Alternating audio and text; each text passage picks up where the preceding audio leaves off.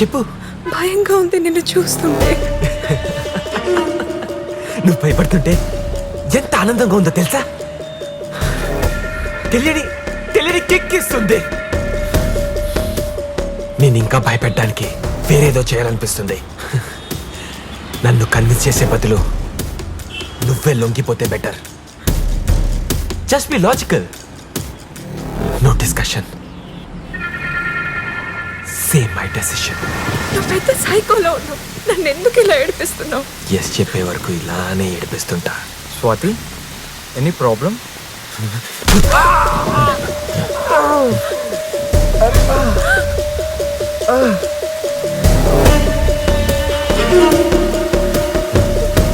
హే, ఏమైంది? నా బ్లడ్ అనుకుంటావా? వాడిది చూడు, ఇట్స్ గాన్. లే, భయపడుకులే. నా గురించి నీకు ఇంకా అర్థమైనట్లేదు. నువ్వు ఒప్పుకోకపోతే నీ అడ్రస్ కూడా ఈ లోకంలో లేకుండా చేస్తాను. ఎక్కడికి వెళ్ళిపోయావో తెలియకుండా చేస్తాను. అసలు అనుమానమే రాకుండా చేసేస్తాను. అర్థమైందా?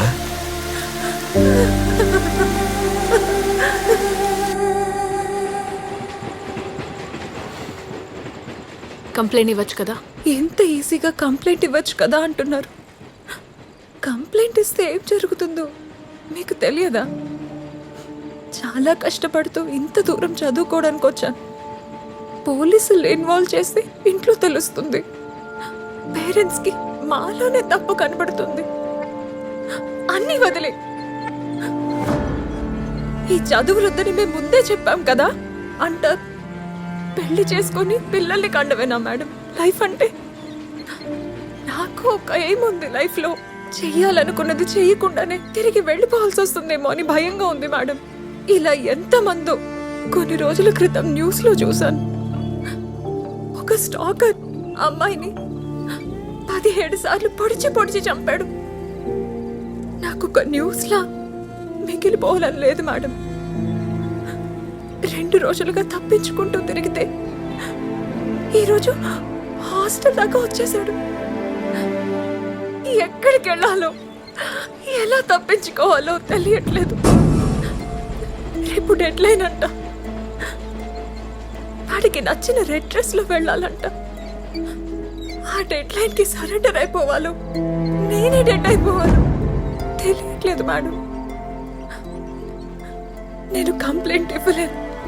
కంప్లైంట్ లేకుండా మీరేం చేయలేకపోతే వదిలేయండి madam. Don't waste your time madam.